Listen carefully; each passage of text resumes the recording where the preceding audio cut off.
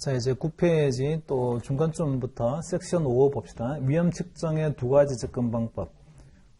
금융기관이 위험을 관리하는 방법이 두 가지가 있는데, 하나는 개별관리법이고 두 번째는 통합관리법입니다. 말 그대로 개별관리법은 개별의 부서에서 자체적으로 자기 리스크 관리하는 거예요. 주식 운용하는 팀은 주식 리스크 관리하고, 채권 운용하는 팀은 채권 리스크 이자 위험 관리하면 됩니다. 반면에 이제 통합관리팀은 리스크 관리팀이라는 별도의 조직이 있어서 전사적으로 주식 리스크와 채권 리스크를 갖다 통합해서 다 관리하는 게 이제 통합관리법인데, 지금 금융기관들은 전부 다 통합관리법 체제로 가 있죠. 모두 보면 그 리스크관리팀이 있고 리스크관리위원회가 있고 이렇게 해서 전사적 관점에서 전부 다 리스크 관리를 하고 있습니다. 여기 보면 이제 뭐 설명이 그 개별관리법, 그 다음에 또 뭐 통합관리법 설명을 했는데, 뭐 아주 간단하게 예를 들어 보면 왜 이게 통합관리를 해야 되는 건지, 개별관리 하지 말고 뭐 이런 거 한번 생각해 보자고요. 여기 이제 자산이 있고 부채가 있어요. 여기 어떤 은행입니다. 은행의 밸런스 시트 이렇게 보니까 이 자산을 $100 가지고 있어요. 근데 어쨌든 이거는 한국의 은행이란 말이죠. 코리아 은행이에요. 코리아에 있는 어떤 은행인데 자산을 $100 가지고 있습니다. 나머지는 전부 다 원화로 되어 있는 거 들고 있는데 하필이면 외화 $100 가지고 있는 거예요. 자, 뭐가 걱정이겠습니까? 이러면 이거 여기 이제 자산운용 담당자가 있을 텐데, 자산운용 담당 임원이 있을 거예요. 임원. 자산운용 담당 임원은 뭐 걱정일까요? 자산 쪽을 책임지고 있는 사람은, 야, 이게 지금 환율이 있잖아. $1 환율이 있는데, $1대 원화 있는데, 이게 이 환율이 내려가는 위험이 있죠.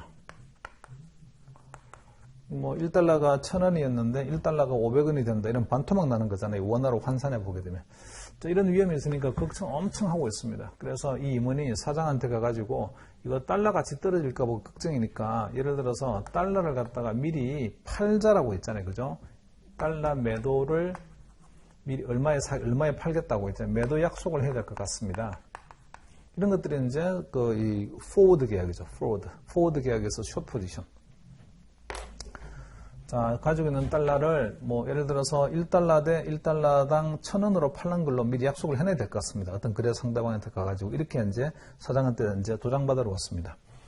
위험하니까 달러 같이 떨어지면 안 되니까, 그래서 $1를 얼마에 팔는 걸로 몇 원으로 환산해가지고 파는 걸로 어떤 상대방을 만나서 계약을 해야 될 것 같습니다. 이렇게 왔어요. 네, 뭐 리스크 관리 나름 한 거죠 지금. $1 환율 떨어지는 위험을, 환위험을 해지하려고 포워드 계약 같은 걸 해야 되겠습니다. 순도 계약 해야 되겠습니다. 이렇게 온 거예요. 근데 이제 부채도 보게 되면 또 뭘 가지고 있냐면 $100만큼을 외화 부채를 가지고 있어요. 이것도 뭐 원화 부채도 되게 많이 있는데 하필이면 $100 부채가 있는 거예요. $100를 갚아야죠 이제. 그런데 이 부채를 담당하는 또 임원이 있어요. 이거는 뭐 자금 담당 임원이죠. 자금 조달 담당. 이거는 자산운용 임원.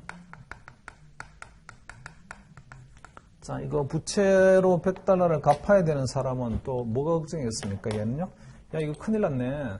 이거 나중에 $1 환율이 있을 텐데, 이 $1 환율이 올라가면 안 되잖아. 이렇게. 이런 위험, 올라가는, 상승하는 위험이 있죠. 자, 이 위험을 해지를 하려고, 뭐, 사장한테 와가지고 그렇게 하는 거예요. 달러를 갖다가 매입하기로 $1를 얼마의 환율로 매입하는 걸로 좀 약속을 해야 될 것 같습니다. 이런 게 이제 선도계약이잖아요. 선도계약에서 매입 포지션이죠. 외환 선도계약에서 매입 포지션 한 거예요. 이것도 외화 선도계약에서 매도 포지션 한 거죠.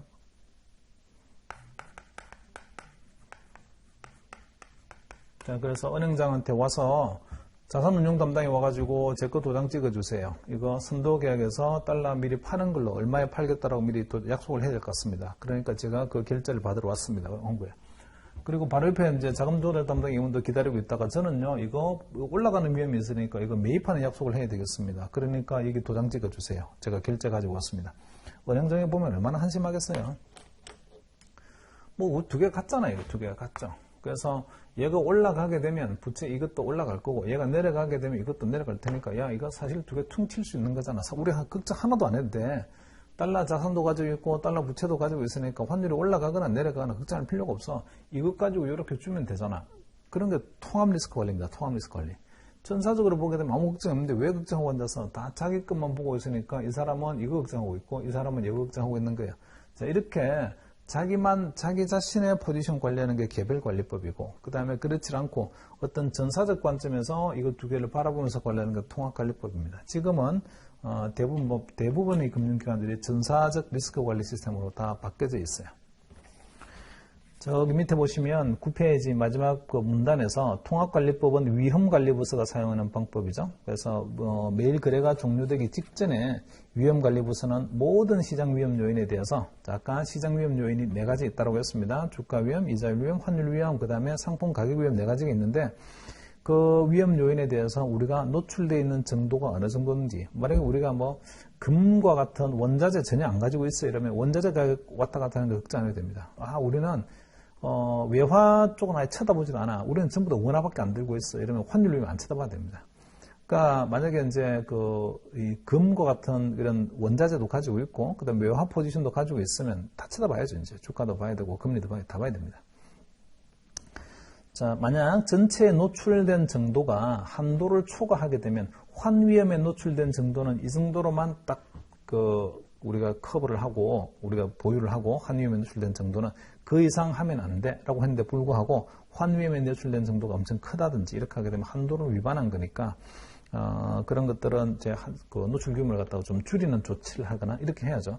이렇게 하려고 하게 되면 누군가가 컨트롤 타워처럼요. 야, 주가 위험이 높아져서 환위험이 높아져서 원자재 가격이 높아지면서 그렇게 계속 보고 있으면서 노출된 정도를 이것 줄여, 이건 늘려도 돼, 안심해도 돼 이렇게 뭔가 해야 됩니다. 그렇게 하는 게 통합관리죠. 통합관리. 그리고 통합관리법에서 주로 사용하는 위험 측정치가 밸류 리스크예요. 주식을 들고 있으면 주식에 대한 밸류 리스크를 구해보고 이 주식을 가지고 있으면 자 지금 주식을 네가 100억 가지고 있다고 하루 동안 발생 가능한 최대 손실이 얼마일까 한번 계산해보자. 그 다음에 채권 들고 있는 애도 있어요. 채권 들고 있다고 너 채권을 가지고 있는데 하루 동안 발생 가능한 네가 가지고 있는 채권 포지션의 손실은 어디까지 손실이 발생할 수 있는지 계산해보자. 외환 딜링하는 애도 있어요. 딜링하고 있는데 야 너도 그냥 100억 달러를 갖다가 뭔가 딜링하고 있다고 그 100억 달러 가지고 어느 정도 손실 나올 수 있는 걸 갖다가 한번 계산해보자. 이런 식으로요. 각각의 주식바, 채권바, 그 다음 외환바 이런 걸 계산해서 그걸 한번 다 어떻게 통합해서 전사적으로 그러면 우리 밸류 리스크가 얼마니 계산해보자. 이런 식으로 접근이 가능합니다. 그래서 밸류 리스크는 시장 위험을 종합적으로 측정하고요.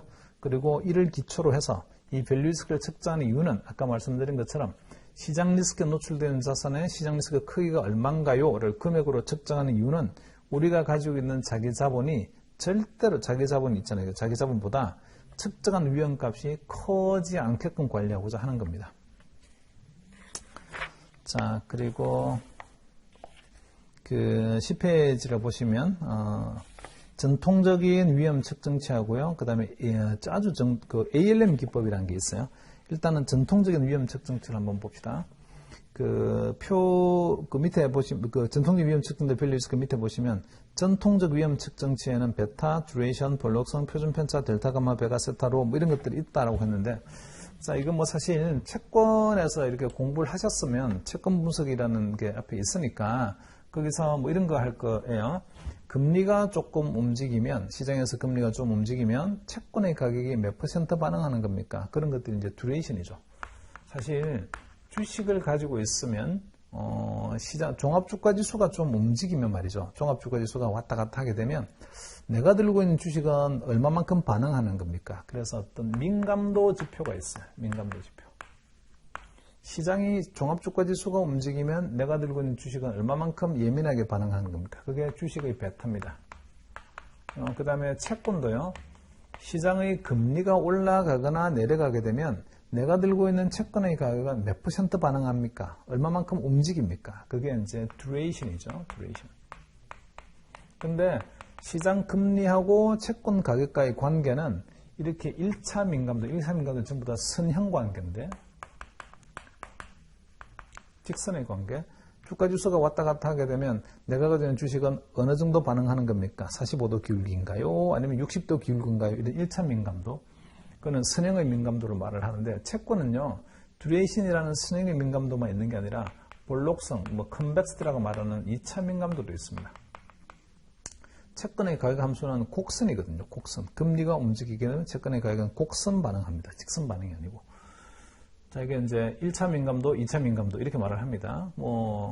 채권 같은 거 이렇게 말할 수가 있고, 그 다음에 만약에 우리가 옵션 같은 걸 들고 있으면, 옵션의 1차 민감도는 기초자산이 조금 움직이면 옵션의 가격은 얼마만큼 움직입니까? 그런 것들이 있습니다. 그런 거 우리는 델타라고 하고요. 근데 옵션의 가격은 기초자산하고 어떤 관계를 가지고 있냐면 곡선의 관계를 가지고 있어요. 그러니까 이것도 직선의 관계로만 말할 수가 없고, 곡선은 수없이 많은 그 직선의 집합이니까, 수없이 많은 기울기들의 집합이니까 그 기울기가 변하는 속도가 얼마인가요? 이것도 필요합니다. 그런 걸 우리는 감마라고 하죠. 채권에서의 볼록성이나 옵션에서의 감마나 두 개 성격이 똑같습니다. 그리고 이제 주가가 기초자산의 움직이면 옵션의 가격이 얼마만큼 직선 반응하니까 델타도 있지만, 그거 말고도요, 시간이 하루만 지나게 되면 옵션의 가치는 떨어지는데, 그러면 하루 시간 지나게 되면 옵션 가치 얼마만큼 떨어집니까? 그런 걸 세타라고 하고, 지금 이 기초자산이 앞으로 움직일 수 있는 범위가 늘어나거나 줄어들거나, 그러니까 앞으로 예상되는 변동성이 있는데, 그 예상되는 기초자산의 변동성이 커지거나 작아지거나 하게 되면 옵션의 가격이 얼마만큼 반응합니까? 그런 걸 배가라고 하고, 이런 식의 있잖아요. 그죠? 그리고 시장에서 금리가 조금 올라가거나 내려가게 되면 옵션의 가격이 얼마만큼 바뀝니까? 그런 걸 로라고 하고, 이런 류의 민감도 지표들이 엄청 많이 있습니다. 엄청 많아. 자, 이 민감도 지표들은 지금까지 우리가 전통적으로 사용했던 이 민감도 지표가 전통적 위험 척도였어요. 이렇게 이게 이제 크면 클수록, 이런 것들이 크면 클수록 되게 예민한 애들이니까 혹시나 시장이 조금은 많이 움직일 것 같다라고 생각하게 되면, 변동성이 커질 거라고 생각하게 되면, 이런 예민한 애들은, 이런 게 좀 큰 애들, 예민한 애들은 좀 포지션을 줄이고 이렇게 해보자, 이런 식으로 리스크 관리를 했다고요. 그게 이제 전통적 위험이었어요. 네, 이 전통적 위험이 가지고 있는 단점이 있어요. 단점. 자, 이게 결정적 단점이 하나 있는데, 결정적 단점은 합산이 안 된다는 거예요. 합산 불가능. 제가 주식과 채권 두 개 들고 있습니다. 그러면 주식의 위험은 베타로 측정을 했고, 채권의 위험은 듀레이션으로 측정했어요. 그러면 주식과 채권 두 개 합친 포트폴리오 위험은 뭘로 측정하나요? 포트폴리오 위험은 이름을 새로 지어서 베타 듀레이션 볼록성으로 측정합니다. 그럴 수는 없다고요. 그래서 이게 합산이 안 되다 보니까 서로 간에 이거는 개별 관리만 될 뿐이지 합산해가지고 통합 관리를 할 수가 없어요. 근데 통합 관리를 하게 되면 그럼 뭐 하면 되는 거니? 그때 통합 관리할 수 있는 방법이 이 민감도 지표 말고 통계적 지표가 있어요. 통계적 지표. 통계적 지표 아주 대표적인 게 표준 편차라는 게 있죠. 수익률의 표준 편차. 자, 수익률의 표준 편차인데, 수익률이라는 게 이렇잖아요. 원래 가지고 있던 가격 대비 얼마만큼 바뀌었습니까? 이거를 우리는 리턴, 수익률이다 이렇게 말하죠. 근데 이 수익률이라는 게 늘 똑같은 숫자가 나오는 게 아니라서 그 평균도 있고요. 그 다음에 표준 편차도 있습니다. 이 수익률을, 이 리턴 또는 수익률, 이거는 사실 금융의 용어로 말해서 수익률인 거지, 좀 정확히 말하게 되면 원래 있던 가치가 얼마만큼 변하는 겁니까? 얘는 가치의 변화율이잖아요. 원래 금값 이거였어요. 근데 금값 얼마만큼 바뀌었습니까? 그게 금가치 변화율이죠. 어쨌든 이 가치 변화율을 우리는 금융에서는 수익률이라고 말을 하는데, 이 가치 변화율의 평균도 있고요. 표준 편차도 있습니다. 그런데 표준 편차로 위험을 측정을 할 때에는 이 가치 변화율 또는 수익률이 어떤 분포를 따른다고 가정하는 거냐면 정규 분포를 따른다고 가정해요. 자, 이게 원래 기대했던 기대값이 있고, 우리 기대값을 평균이라고 하죠. 평균 있고, 표준 편차의 개념은, 이 표준 편차의 개념은 실제로 나오는 수익률의 평균이 요즘에 있는데, 이 기대값들은 나오지 않고 왼쪽으로 내려가거나 오른쪽으로 올라간다면 얼마만큼 왔다 갔다 하는 겁니까? 평균적으로. 자, 평균적으로의 개념이 나왔으니까 지금 이 분포가 정균포, 가치 변화율 또는 수익률이 정균포의 모양을 가지고 있다고 가정을 해볼게요. 정균포는 평균을 기준으로 해서 좌우 대칭이잖아요. 그래서 이렇게 나오는 왼쪽에 날개가 하나 있고, 그 다음에 또 이렇게 돼 있는 오른쪽에 날개가 하나 있어요. 이게 좌우 대칭이죠. 두 개 탁 띄어낼 수 있습니다. 면적이 뭐가 돼야 되는 거냐면 이 노란색의 면적이 왼쪽 날개 면적이 50%의 면적을 가지고 있고 얘도 50%의 면적을 가지고 있죠. 합쳐서 100%입니다. 이 왼쪽의 날개만 가지고 노란색의 날개만 가지고 어딘가에는 말이죠. 이 오른쪽 거 생각하지 마시고 왼쪽의 날개만 가지고 여기서 무게중심을 한번 잡아볼 수 있을 거예요. 이쯤 오니까 무게중심이 되었어요. 이쪽으로도 안 무너지고 이쪽으로도 안 무너지는 딱 정확히 수평을 잡는 무게중심이 있다. 그게 가중평균 한 거죠. 요 길이를 이 평균으로부터 떨어지는 길이가 있어요. 이렇게 떨어질 수 있고 이렇게 떨어질 수 있고 이렇게 떨어질 수 있고 멀리 떨어질 수 있는데 평균적으로 그러면 여기로부터 요 값으로부터 얼마만큼 떨어져 있는 거니 평균적으로 얼마만큼 떨어져 있는 그거는 무게중심을 딱 잡으면 된다고요. 거기가 평균이구나. 평균의 개념이 그런 거죠. 무게중심을 잡으면. 그래서 이 무게중심까지의 거리가 우리는 표준편차라고 합니다. 여기까지 무게중심까지의 거리가 표준편차. 이 표준편차는 결국은 기대값으로부터 벗어나는 범위가 어디 정도까지 벗어나는 거니 그걸 갖다가 측정한 거예요. 근데 표준편차를 이게 위험으로 측정하려고 하게 되면 단점이 있는데 단점이 이 가치 변화율이 있잖아요. 그죠? 정규분포라야 된다 이런 있잖아요. 그런 정규분포의 가정이 성립이 돼야 돼요. 근데 우리가 가지고 있는 어떤 자산들의 가치 변화율이 반드시 정규분포를 가지는 건 아닙니다. 그래서 정규분포를 가지지 않는 경우에는 표준편차로 위험을 측정하자 이렇게 하기가 되게 어려워요. 정규분포를 가지지 않는 것 중에 대표적인 게 옵션 같은 겁니다.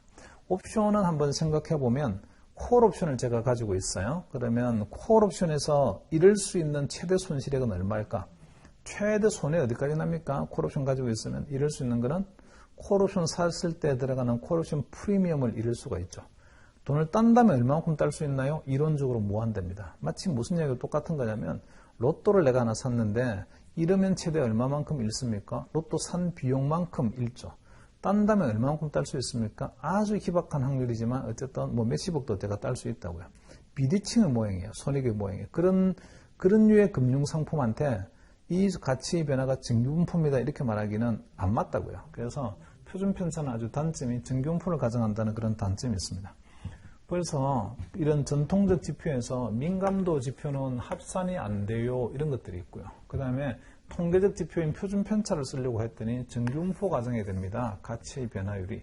정규분포 아닌 자산도 되게 많은데 그럼 어떻게 하면 되는 거니? 자, 이렇게 이것도 못 쓰는 거고 이것도 못 써요. 그럼 이 두 가지를 다 해결할 수 있는 지표가 뭐가 없니? 위험 지표가. 그게 밸류 리스크입니다. 밸류 리스크는 합산도 가능하고요. 반드시 정규분포를 가정하지 않아도 가치 변화율이 정규분포를 가정하지 않는다라고 하더라도 밸류 리스크는 계산할 수 있습니다. 이 두 가지의 단점을 다 해결하는 게 밸류 리스크예요. 자, 그래서 거기 그 10페이지에서 첫 번째 문장에 전통적 위험 측정치, 베타 듀레이션 이런 게 있는데 이런 측정치가 있음에도 불구하고 밸류 리스크가 필요한 가장 중요한 이유는 이런 민감도 위험 측정치는 합산이 안 되기 때문이에요. 그리고 또 하나는 통계적 위험 측정치가 있는데 그 통계적 위험 측정치로 우리가 뭘 하려고 하게 되면 거기 11페이지라 보시면 이렇게 이 표준편차가 위험의 척도가 되려면 정규분포를 가정해야 된다. 이게 또 문제예요. 중간쯤에 첫째, 표준편차가 위험의 척도가 되려면 정규분포를 가정해야 된다. 이런 문제가 있습니다. 그리고 거기 또 그 밑에 줄은 둘째, 정규분포 하에서 변동성은 기초 변수의 불리한 움직임으로 발생하는 하향 손실과 유리한 움직임으로 발생하는 상향 이익을 모두 고려해서 하향과 상향 이익이 발생할 확률이 모두 동일하다. 자, 이게 이제 무슨 이야기냐면 이런 거예요. 이 표준편차라는 개념은 뭐만 측정하는 거냐면 기대값으로부터 벗어나는 정도만 측정합니다. 방향을 가리지 않아요. 왼쪽으로 벗어나는 거나 오른쪽으로 벗어나는 거나 다 위험한 거다. 이렇게 말을 한 거죠. 표준편차가 크다라고 하면. 왜냐하면 이게 왼쪽 날개와 오른쪽 날개가 좌우 대칭이란 말이에요. 그래서 우리가 알고 있기로는 기대값에 미치지 못하고 왼쪽으로 내려가는 게 이게 위험인데 표준편차는 방향이란 개념이 없고 이 평균을 중심으로 얼마만큼 퍼져 있나만 보고 그게 위험이다. 이렇게 많이 퍼질수록 위험하다라고 봅니다. 우리가 생각하는 위험의 정의하고는 조금 다르잖아요. 예상되는 또는 기대값을 못 미치는 걸 우리 위험이라고 말을 해야 되는데, 표준 편차는 그게 아니고 기대값으로부터 얼마만큼 벗어나나요? 그 벗어나는 게 내려간만 말하는 게 아니라 오른쪽으로 올라가는 것까지도 위험이라고 이야기를 합니다. 그래서 이 표준 편차는 일단은 정균포 과정, 그 다음에 두 번째는 방향을 가리지 않는다. 하향 손실이나 오른쪽으로 상향으로 올라가는 업사이드나 다운사이드나 어쨌든 많이 퍼지기만 하게 되면 위험하다. 이렇게 이제 얘기를 하는 거라서 위험의 척도로는 좀 어울리지가 않습니다. 표준 편차가.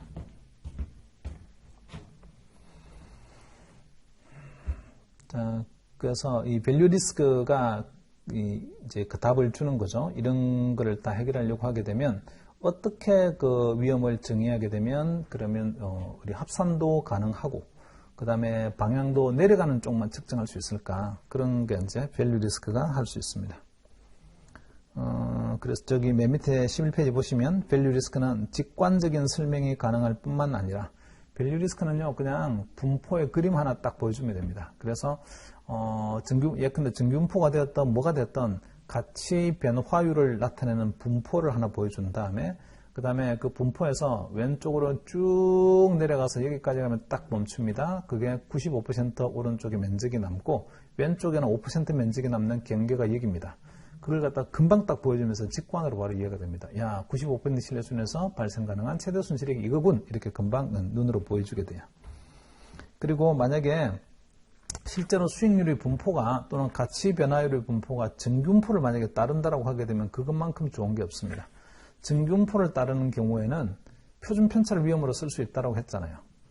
표준 편차를 위험으로 쓸 수 있어요. 정균포가 되면. 그리고 밸류 리스크도 마찬가지로 그 가치 변화율의 분포가 정균포를 따르게 되면 표준 편차를 구하는 거나 밸류 리스크를 구하는 거나 우리한테 주는 정보가 똑같습니다. 자, 그런데 만약에 분포가 정균포를 따르지 않는 경우라면 표준 편차는 위험의 척도로 적용할 수 없고 밸류 리스크는요, 위험의 척도로 우리가 계산할 수 있습니다. 그러니까 밸류 리스크는 가치 변화율의 분포가 정균포건 아니건 상관없이 쓸 수 있지만 표준 편차는요, 가치 변화율의 분포가 반드시 정균포라야만이 위험으로 정의할 수가 있다고요. 자, 그리고 페이지 넘기셔서 12페이지 봅니다. 자, 일단은 아까 10페이지와 11페이지에서 요거 전통적 위험 측정치가 가지고 있는 단점 뭔가요? 합산 불가능해요. 라는 거 하고, 그 다음에 또 표준 편차, 민감도 지표 같은 경우는 합산 불가능합니다. 그리고 또 있네. 하나가 더 있어요. 일단은 합산 불가능해요. 두 번째, 일관성 있는 위험 대비 성과가 얼마인지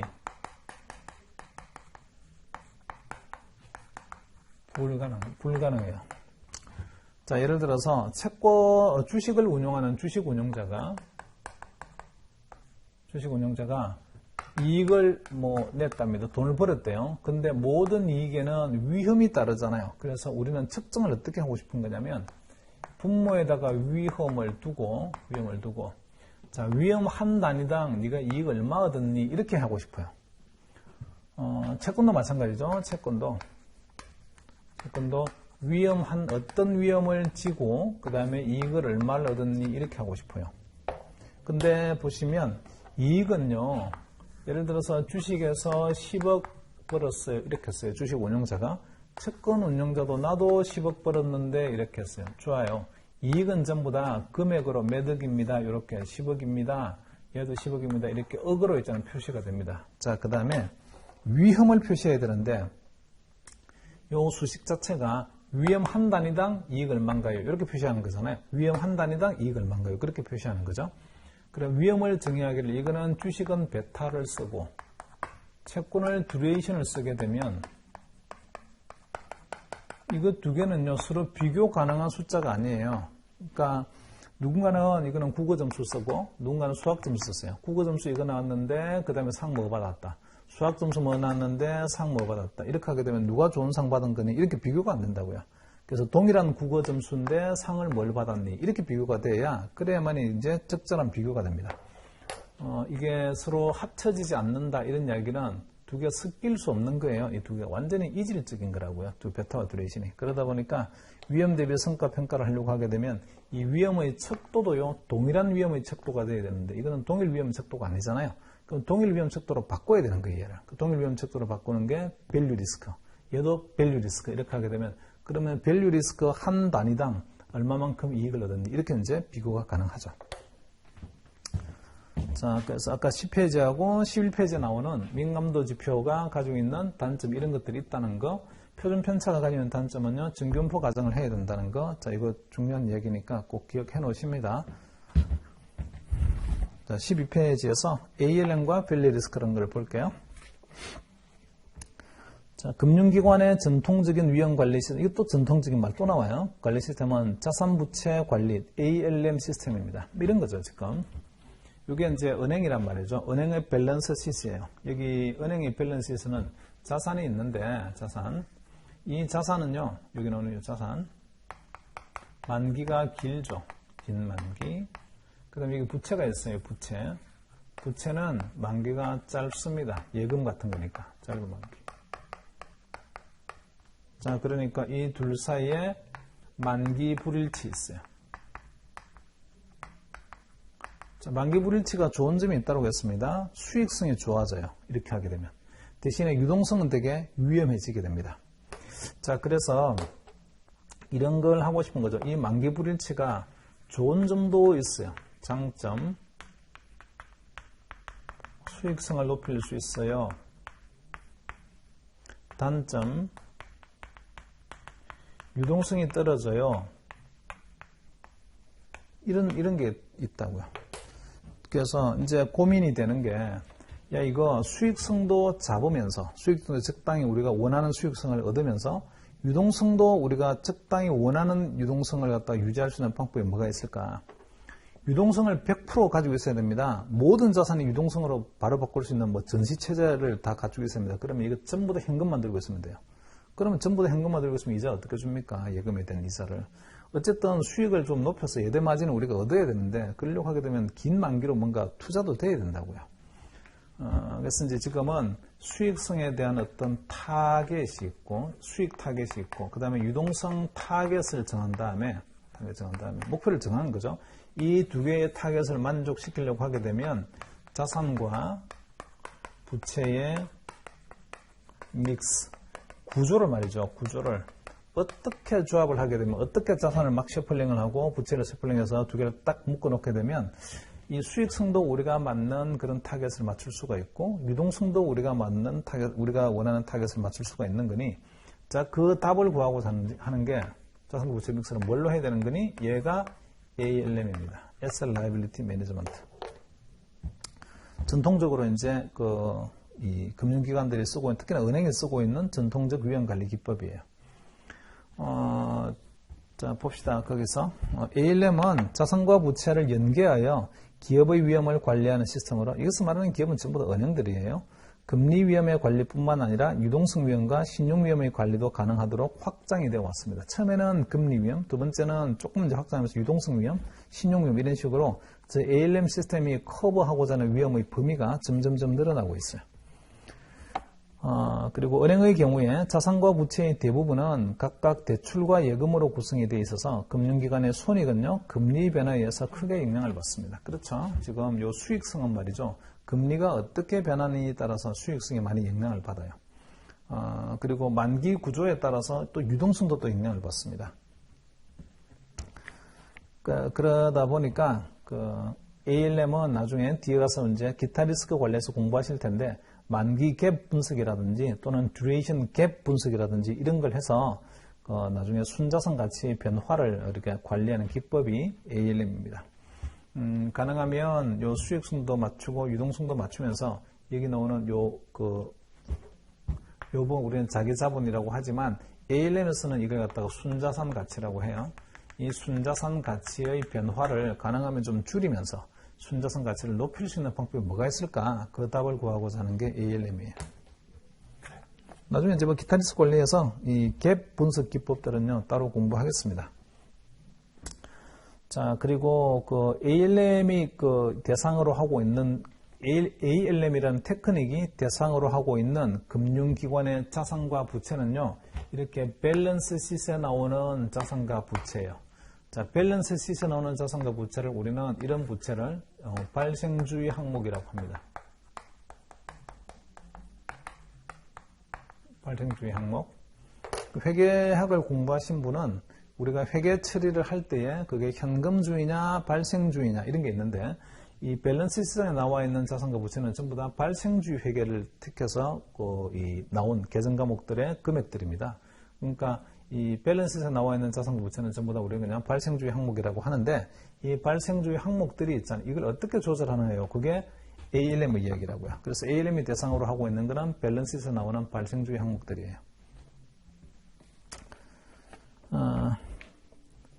자, 이거는 뭐 또 디테일하게는 나중에 뒷부분에 살 테니까 그때 보시면 되고요. 반면에 밸류 리스크는 거래 항목에 적용할 수 있다고 되어 있는데, 밸류 리스크는 거래하는 게 또 뭐가 있냐면, 우리가 파생 거래를 하잖아요. 파생 거래. 특히나 장외 파생 거래 같은 걸 했어요. 장외 파생 거래. 예컨대 근데 금리 수합 같은 걸 했다라고 쳐요. 그러면 금리 수합에 대한 내용은 여기 발생주의 항목이 계정 과목에는 안 나옵니다. 안 나오고, 이 장외 파생 거래의 명목 은금이 얼마고, 그 다음에 어떤 금리를 주고 뭘 받기로 되어 있는지, 계약의 조건이라든지 이런 것들은 밑에 나오는 풋노트 각주를 봐야 돼요. 풋노트. 이런 발생주의 항목이 안 나온다고요. 근데 금리 수합의 가치는 시장에서 금리가 올라가거나 내려가게 되면 이 금리 수합도 나한테 플러스가 되기도 하고 마이너스 되기도 하고 가치가 발생하잖아요. 그런 금리 수합에서 발생하는 가치, 이런 것들은 ALM에서는요 관리 대상이 아닌데, 이런 파생 거래도 우리가 밸류 리스크는요 전부 다 위험을 계량화시킵니다. 그러니까 밸류 리스크는 뭔가를 트레이딩 했다라고 하게 되면 그게 설사 주식 트레이딩이든 채권 트레이딩이든 아니면 이렇게 파생 트레이딩이든 전부 다 있잖아요. 우리가 위험을 계량화시키는 대상이 됩니다. ALM은 그러질 않고 나와 있는 재무제표상에 나와 있는 이 밸런스상에 나와 있는 발생주의 항목이 관리 대상이에요. 분석 대상이고. 자, 그래서 밸류 리스크 기법은 거래 항목의 12페이지에 거기 계속 보시면 중간쯤 밑에요. 밸류 리스크 기법은 거래 항목에 적용해서 현재의 시가로 평가할 뿐만 아니라 여러 위험 요인의 단기 변화를 예측해서 시장 가치의 변화를 시뮬레이션 할 수 있습니다. 여기서 말하는 시장 가치라는 것은 요 장외 파생 계약의 가치도요, 우리가 계산해 볼 수 시뮬레이션 해 볼 수 있다고요. 금리가 막 움직이게 되면 내가 들고 있는 이 장외 파생 금리 수합 포지션의 가치는 얼마나 손실을 볼 수 있을까? 그것도 밸류 리스크를 통해서 구할 수가 있습니다. 자, 그래서 전통적 ALM 기법에 비해서 밸류 리스크가 가지고 있는 장점이 있는데, 일단은 모든 거래에 대해서 시가를 반영해요. 시장 파생 상품 또는 장외 파생 상품도 전부 다 밸류에이션을 해봅니다. 금리가 움직이면 어디까지 손해 나올 수 있나, 이걸 하니까 모든 포지션을 전부 다 시가로 있잖아요. 평가할 수 있다는 장점이 있어요. 자, 그리고 ALM은 또 보면 금리의 중기 예측이 되게 중요해요. 이거를 시장에서 금리가 움직이거나 이렇게 하게 되면 가지고 있는 대출의 수익성이나 또는 예금에 줘야 되는 이자 비용이나 이런 것들이 좀 달라져서 전체적으로 수익성에 영향을 주게 될 텐데, 금리가 자산에도 영향을 주고 부채도 영향을 주는 거죠. 근데 그게 금리의 변화라는 게 하루 만에 그냥 모든 자산에 다 적용이 되고 부채에 다 적용이 돼서, 금리를 갖다가 1% 시장에서 올리니까 대출 이자가 갑자기 1%가 오늘부터 막 쏟아져 들어옵니다. 그러지 않잖아요. 긴 시간을 거쳐서 대출에 이제 금리를 적용해야 되는 대출들이 만기가 다 길잖아요. 그래서 다음번 금리를 바꿀 때가 언제지? 어쨌든 최소한 앞으로 1년 내에는 말이죠. 예컨대 변동금리로 대출을 받은 사람들은 1년 이내에는 바뀐 금리를 바꿔줘야 됩니다. 1년이라는 기간 동안만 주게 되면 충분히 기존에 있는 대출들은 전부 다 금리가 바뀌는 거예요. 이렇게 할 수 있다고요. 그래서 이 ALM 같은 경우는 기본적으로 금리가 중기적 예측이 중요합니다. 좀 중장기적 리스크 관리 방법이 ALM이에요. 반면에 밸류 리스크는 매일매일 주가가 바뀌고 매일매일 금리가 바뀌면 이 파생거래 포지션 얼마만큼 바뀌는 거니, 밸류 리스크는 거래 항목을 대상으로 하고 그리고 매일매일 어디까지 손해가 나올 수 있는 거니 계산하는 거라서 되게 단기적입니다. 자, 그리고 거기 13페이지에서 ALM 기법은 재무제표상의 자산에 주로 적용하는 기법이라서 꼭 그렇지도 않아요. 재무제표는 자산에만 적용하는 게 아니라 부채에도 같이 적용을 합니다. 여기서는 자산이라고 했는데 이렇게 그 재무제표상의 자산에 적용한다고 말을 한 거는 자산에 이렇게 스트레스, 강조점이 찍히는 게 아니고 재무제표에 찍히는 거예요. 재무제표의 자산. 그러니까 발생주의 항목에만 적용하는 건데 밸류 리스크는 이런 파생거래 같은 거래 항목도요, 다 부의자산도 다 포함해서 위험을 관리하는 기법입니다. 자, 페이지를 좀 넘기셔서 뭐 그림 자체가 되게 복잡하고 어렵게 되어 있고요.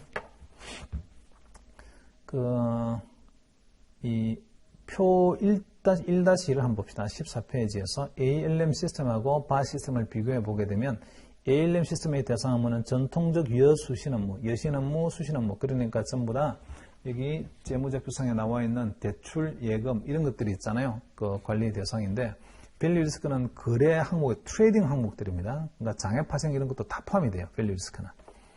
그리고 ALM은 기본적으로 보는 게 금리 위험입니다. 금리 위험. 그 금리가 좀 시장금리가 올라가고 내려가게 되면 우리 수익성에서 어떤 영향을 주고 그 다음에 이 순자산 가치는 또 얼마만큼 변할까 이런 걸 주로 이제 관리하는 건데 밸류 리스크는 금리 위험만 보는 게 아니고 모든 거래 항목을 대상으로 해서 주가 위험, 환율 위험, 금리 위험, 뭐 원자재 가격 위험 이런 거 다 있잖아요. 다 통합해서 위험을 계량화시킵니다. 나중에 ALM은 이제 그 위험을 계량화할 때도 그 ALM에서는 밸류 리스크 이런 개념이 이제 주로 없는데 처음에는 없었어요. 근데 ALM도 지금은 밸류 리스크 개념이 이제 등장을 했습니다. 어쨌든 전통적으로는 뭐 듀레이션과 같은 자산의 듀레이션이 얼마고 부채의 듀레이션이 얼마인가요? 이렇게 자산과 부채의 듀레이션을 가지고 위험 관리를 했었는데 지금은 사실은 ALM도 밸류 리스크를 다 해요. 거기.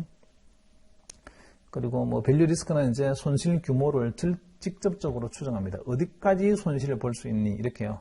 어떤 민감도 지표가 얼마니? 이게 아니고 자산의 민감도가 얼마고 부채의 민감도가 얼마니? 그 민감도 한번 관리할까? 그게 아니고 밸류 리스크는 얼마만큼 잃을 수 있는 거니? 그 금액으로 있잖아요. 위험을 관리합니다. 뭐 그 밑에 건 나머지는 읽어보시면 될 것 같고요.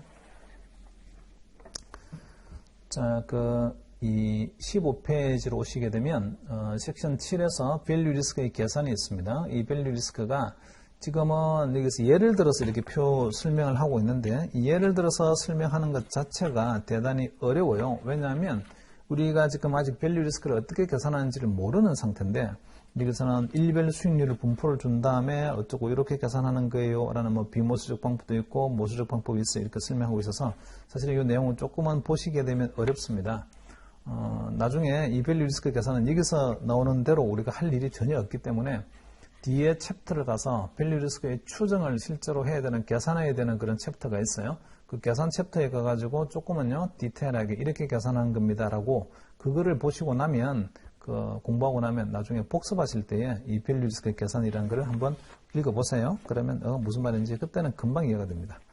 근데 지금 보기에는 조금요, 약간 목에 가시처럼 잘 안 넘어간다고요. 그러니까 이런 것들은 좀 스킵을 하셨다가 복습할 때 보시면 금방 이해가 됩니다.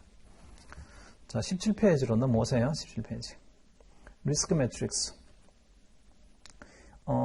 이 은행의 감독기관들이 각 은행들로 하여금 가지고 있는 시장성 유가증권들이 있는데 그 시장성 유가증권 뭐 주식도 있고 채권도 있고 다 있는데 그런 시장 위험 변수 주가나 이자율이나 환율이나 뭐 또는 원자재 가격 위험에 노출되어 있는 포지션 너네들이 뭘 들고 있니? 그러면 그 포지션에서 발생 가능한 최대 손실액이 얼마인지를 밸류 리스크를 계산을 해. 목표 보유기간은 10일로 잡아 99% 신뢰수준에서 계산해. 이런 식으로요. 어떤 규제가 있어요. 규제. 의무화 시켜놨다고요. 그런데 그 의무만 가지고 의무를 우리가 이행하기 위해서 금융기관에서 밸류 리스크를 계산하는 건 당연히 해야 되는 거고 안 하면 안 되니까 그거 말고도요. 자체적인 리스크 관리를 위해서도 각 금융기관들이 전부 다 밸류 리스크 시스템을 가지고 있고 그리고 밸류 리스크를 실제로 계산을 합니다. 이제 대표적인 게 그 JP 모간인데 JP 모간이 그 글로벌 IB잖아요. 글로벌 투자은행이라고요. 그러니까 전 세계적으로 여러 통화에 대해서 여러 통화로 표시된 여러 자산들을 막 가지고 있습니다.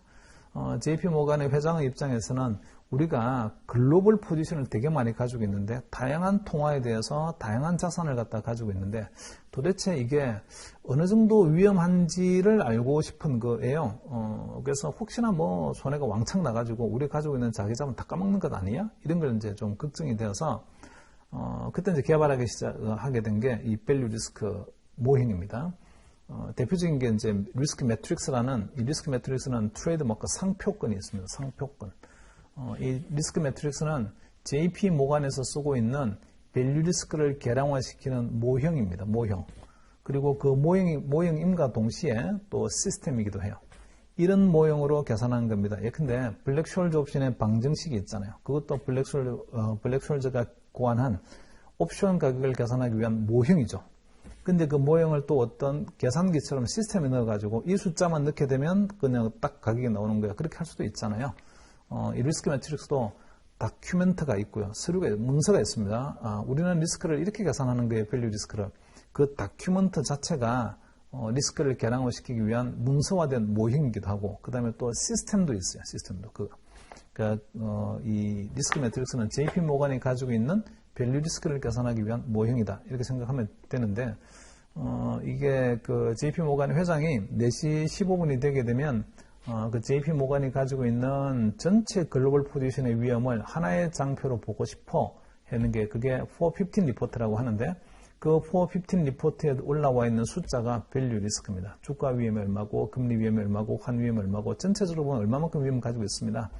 99% 신뢰수면에서 최대 발생 가능한 손실액은 우리가 이 정도 되는 그런 포지션을 가지고 있습니다. 이렇게 한다고요. 자, 그 이야기 밑에 이제 쭉 나와 있습니다. 당연히 시험에는 안 나오겠죠, 이런 것들은. 쭉 그냥 읽어보시면 될 것 같고요. 19페이지로 넘어가 볼게요. 밸류 리스크 용도 및 한계. 자, 이게 나오는 섹션 9에 나오는 밸류 리스크 용도 및 한계는 나중에 이 시장 리스크 관리의 마지막 챕터였어요. 이게 하나의 챕터로 또 나옵니다. 그때 좀 디테일하게 나와요. 그때 한번 또 디테일하게 보시면 되는데, 일단은 어떤 용도로 쓰는 거고 어떤 한계가 있는 건지 개략적인 감만 한번 잡아보도록 합시다. 밸류 리스크 용도는 일단은 정보를 보고할 수 있다. 위험을 하나의 숫자로 이제 보여주는 거죠. 주식 채권 다 들고 있는데 얼마만큼 위험한 거니? 우리가 이런 걸 다 들고 있음으로써 하루 동안 발생 가능한 손실이 최대 여기까지 발생할 수 있습니다. 신뢰 수준 99%에서 이렇게 했잖아요. 그죠? 아주 간단하게 위험을 말해줄 수 있습니다.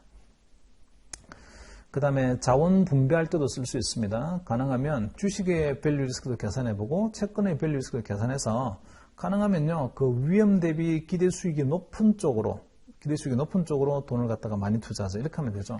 그러려고 하게 되면 아까도 말씀드린 것처럼 위험이 있잖아요. 동일한 척도로 계량화가 돼야 돼요. 야, 주식의 위험이 얼마니? 채권의 위험이 얼마니?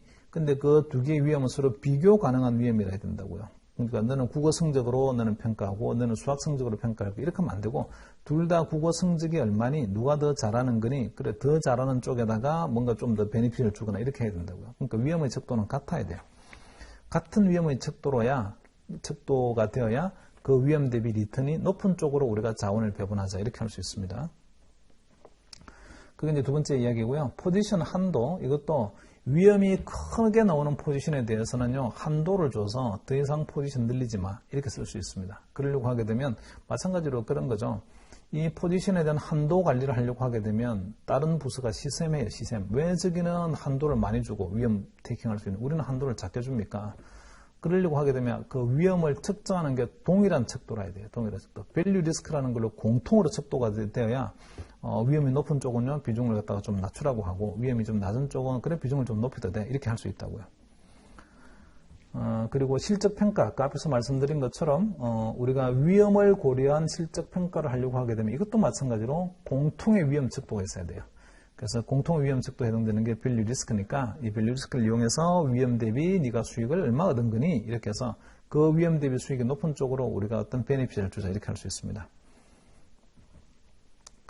자, 그리고 감독기관의 입장에서도 금융기관을 좀 규제를 해야 되는데, 아까 우리가 시장 리스크라든지 또는 신용 리스크를 계량화시켜서 금액으로 환산하는 이유는 그렇게 금액으로 환산된 금액을 다 합치게 되면 결국 이게 금융기관의 자기 자본보다는 작아야만이 된다고요. 금융기관, 감독기관의 입장에서는 금융기관이 파산을 하거나 이렇게 하게 되면, 그러면 금융 시스템에 큰 문제가 생기잖아요. 그래서 감독기관 입장에서도, 야, 니네들이 가지고 있는 위험이 절대로 자기 자본보다 크지 않게끔 관리해. 이렇게 말을 했는데, 그러면 자기 자본이라는 거는 금액으로 이미 눈으로 환산해서 금액이 얼마인지 알 수 있는데, 위험은 금액이 없잖아요. 그래서 그때 이제 그 금액으로 위험을 표시하려고 하게 되면, 밸류 리스크가 가지고 있는 포지션이 뭐가 됐든지 간에 다 통합해서 표현할 수 있으니까 감독기관 입장에서도 자기 자본 규제를 할 때에 위험을 갖다가 계량화시켜서 비교해 보려고 하는데 밸류 리스크가 되게 좋은 비교 척도가 되죠. 자기 자본하고 비교할 수 있는 위험의 척도. 자, 그래서 뭐 그런 이 감독기관 입장에서 되게 밸류 리스크가 되게 중요하고 그 다음에 20페이지에서 금융기관이라든지 투자자라든지 이 사람들 금융기관도 그렇고 뭐 기관 투자자도 그렇고 어떤 자산에 투자를 하거나 또는 어떤 포트폴리오를 구성할 때에 이 자산의 위험이나 또는 이 포트폴리오 위험이 어느 정도가 되는지를 객관적으로 좀 계량화시켜서 뭔가 비교도 하고 우리가 이 위험을 가져올 수 있나 이런 걸 판단해야 되는데 그럴 때 밸류 리스크가 되게 좋은 정보를 제공해 줍니다. 자, 제조기업은 그러면 밸류 리스크가 필요 없는 거니 제조기업도 필요합니다. 우리 밸류 앳 리스크가 앳 리스크 그러니까 우리 이제 뭐죠? 이메일 주소 쓸 때 보게 되면 이메일 주소에 어떤 이름을 쓰고 앳 또 뭐 이렇게 쓰잖아요. 이것도 똑같죠. 그죠? 밸류 앳 리스크가 있는데 리스크에 해당되는 값입니다. 얘가. 리스크의 주소다 생각하면 되죠. 리스크의 주소값입니다. 이렇게 생각하면 되는데 그 금액으로 표시한 거죠. 이제 이거를.